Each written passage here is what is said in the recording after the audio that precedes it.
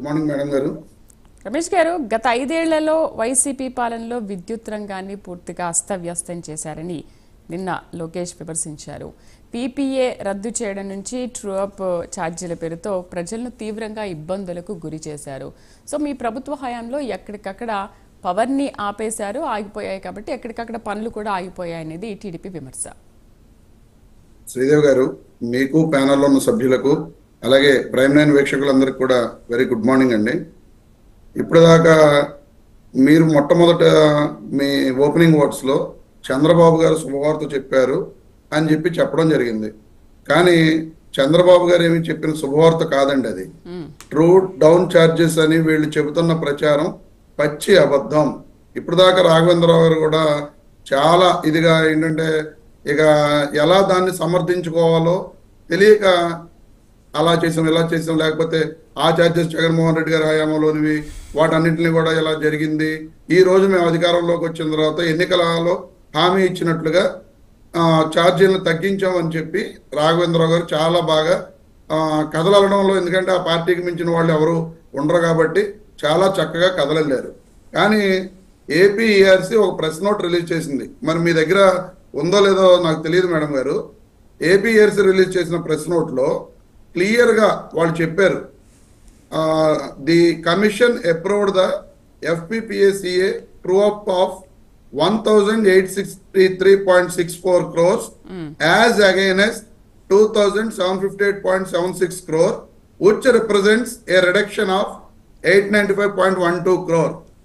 అంటే గవర్నమెంట్ 2,753 కోట్ల రూపాయలకి ప్రపోజల్ పెడితే వాళ్ళు కలెక్ట్ చేసేసారు. ఆల్రెడీ పెట్టి కలెక్ట్ చేస్తే వాటిల్లో మేము అప్రూవల్ ఇచ్చింది కేవలం 1,823 కోట్లకు మాత్రమే ఇచ్చాం. మిగతా 900 కోట్ల రూపాయలు కూడా ఖచ్చితంగా వెనక్కి ఇవ్వమని చెప్పి ఈ ప్రెస్ నోట్ లో క్లియర్ గా ఏపీఆర్సీ ఇచ్చిందండి. ఈ ప్రెస్ నోట్ లో మరి దీంట్లో చంద్రబాబు నాయుడు గారు తగ్గించింది ఏముంది, లేదా లోకేష్ గారు చెప్పినట్లుగా వాళ్ళు ఛార్జీలు తగ్గించింది ఏముంది? ఆల్రెడీ కలెక్ట్ చేసిన అమౌంట్ ని వీళ్ళు మీరు ఎక్కువ కలెక్ట్ చేశారు. అలా కలెక్ట్ చేయడం అనేది తప్పు. మీరు కలెక్ట్ చేయవలసింది కేవలం 1,800 కోట్ల రూపాయలు మాత్రమే.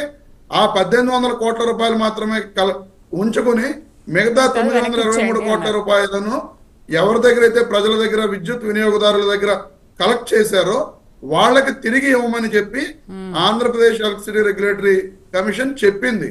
ఆ చెప్పిన దాని మీద వీళ్ళు వెనక్కి ఇవ్వడం జరుగుతుంది తప్ప ఇప్పుడు దాకా మీరు మాట్లాడినట్టుగా కానీ రాఘవేంద్రరావు గారు మాట్లాడినట్లుగా కానీ వీళ్ళు ఎక్కడా కూడా ఛార్జీలు తగ్గించిన దాఖలాలు అయితే లేవు.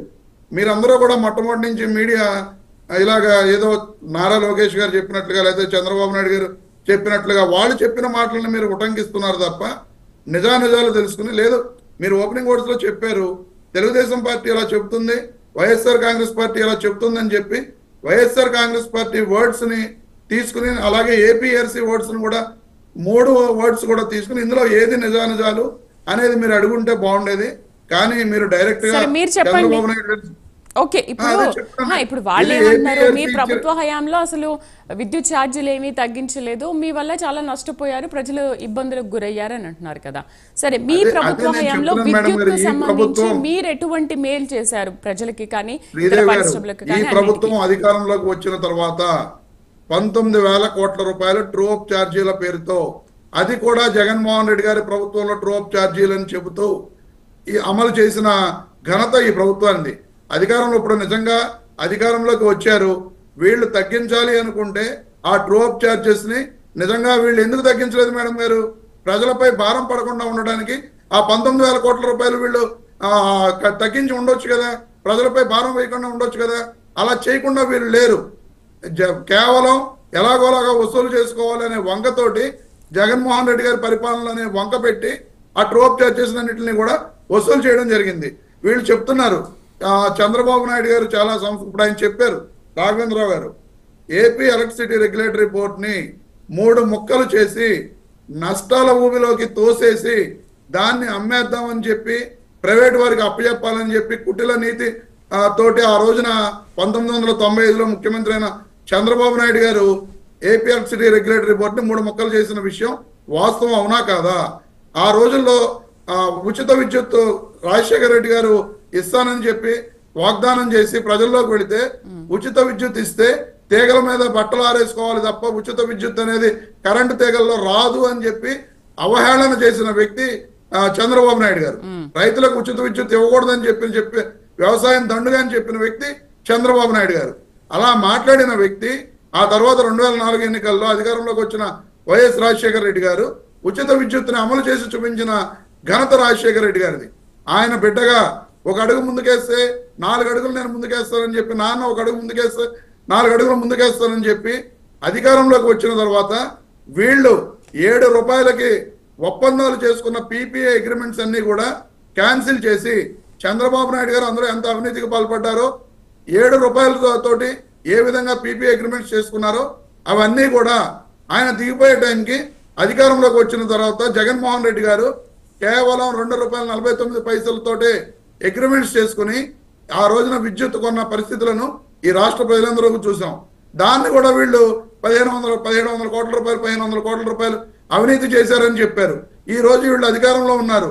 ఎక్కడైనా సరే అవినీతి మీద ఎంక్వైరీ చేసి వీళ్ళు నిరూపించిన దాఖలాలు ఉన్నాయా? కేవలం ఆరోపణలు చేయడం, జగన్మోహన్ రెడ్డి గారు దోచేశారని చెప్పడం, ఎక్కడా కూడా వాటికి సంబంధించిన సాక్ష్యాలు ఉండవు, ఏముండవు.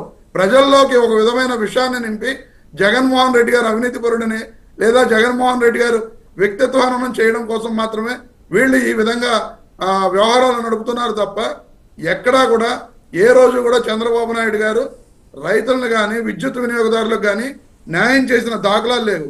అలాగే నిజంగా చంద్రబాబు నాయుడు గారు 2014 సంవత్సరంలో అధికారంలోకి వచ్చేటప్పటికి కేవలం 4,000 కోట్ల రూపాయలు మైనస్లో ఉన్న విద్యుత్ సంస్థలు ఆయన 2019 అధికారంలో దిగిపోయే టైంకి 86,000 కోట్ల రూపాయల అప్పుల్లోకి, అంటే విద్యుత్ సంస్థలు ఆ రోజున 29,550 కోట్ల రూపాయల అప్పులతోటి ఉంటే 86,215 కోట్ల రూపాయలు ఆయన 2019లో దిగిపోయే టైంకి విద్యుత్ సంస్థలు బాకీలు పడిపోయిన విషయాన్ని కూడా ఈ రోజు మనం చెప్పుకోవాల్సిన సందర్భం చాలా ఉంది మేడం గారు.